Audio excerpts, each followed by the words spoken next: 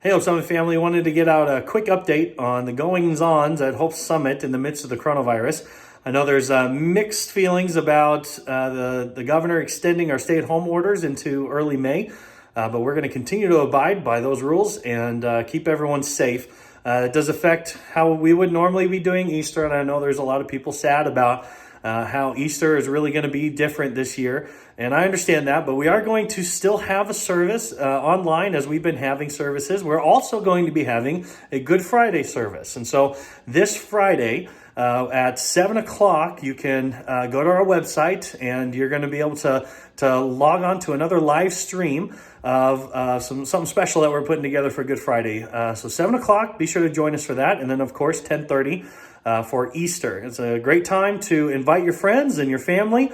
Easter is a time when the de-churched are interested in going back to church. These are people who maybe typically grew up in the church or have a background in church, but maybe they're not going real consistently. So think about those people in your life and put out an invite to join the stream at 10:30, either on our website or on Facebook. We're going to be having a Facebook Live video going as well, where we're all going to stream and be able to watch together.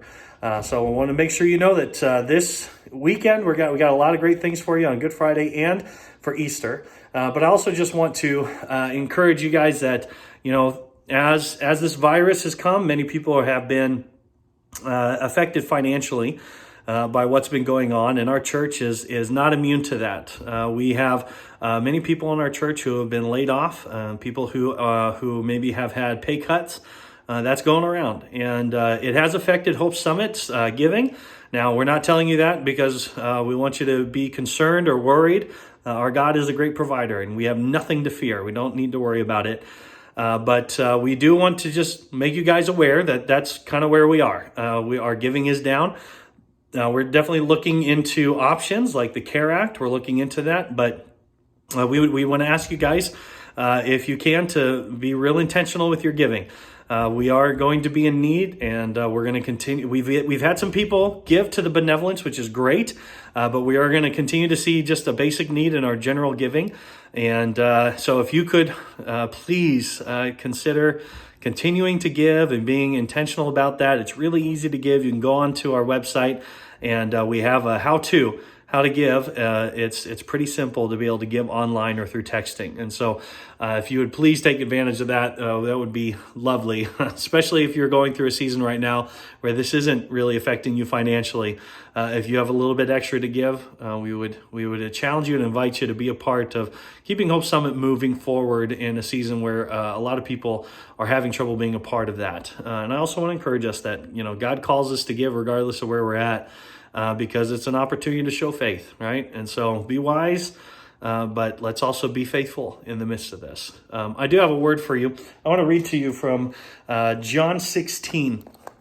John 16, towards the end of the chapter, this is when Jesus is telling the disciples that their joy is going to turn to mourning for a while. He's letting them know that his day where he's going to face the cross is coming, and that it's going to be a difficult time for them. And but that he promised them that their grief would turn to joy, that the world would rejoice around them when Jesus would die, but that their joy would soon, their mourning would soon be turned into joy. Now, what's interesting is that when he tells them this very plainly, they say, "Man, it's so great that you're speaking clearly to us. Now we believe." And he says, "Do you now believe?" He says, "A time is coming, and in fact has come, when you will be scattered, each of you to your own home. You will leave me all alone. Yet I am not alone, my Father is with me. I have told you these things so that in me you may have peace. In this world you will have trouble, but take heart. I have overcome the world." Guys, this Easter is kind of weird. We're not going to be able to gather together like we normally would.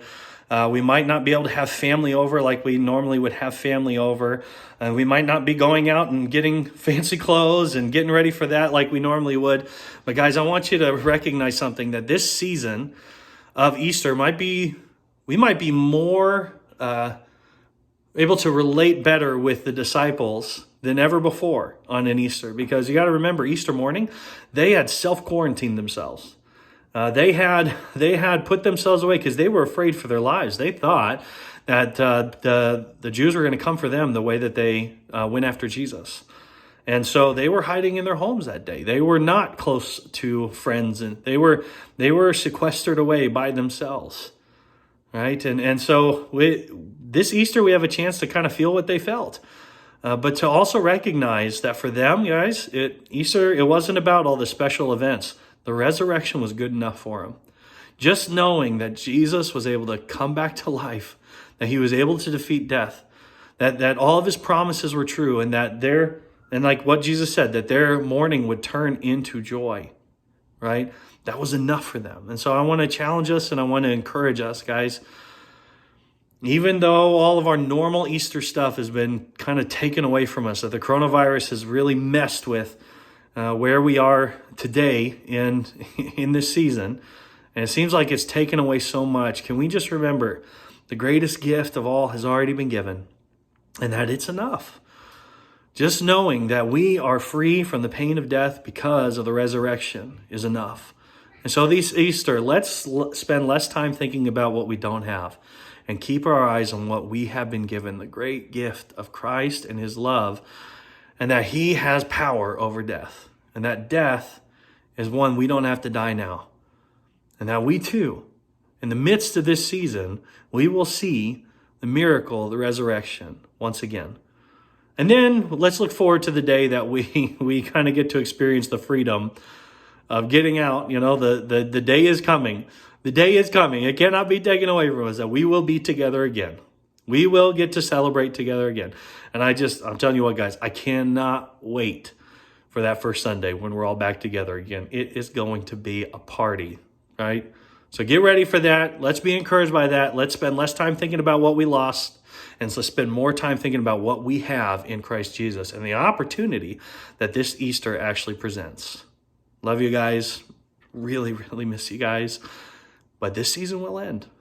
This season will end. I look forward to seeing you again this Good Friday and as well on Easter. Love you guys. Bye.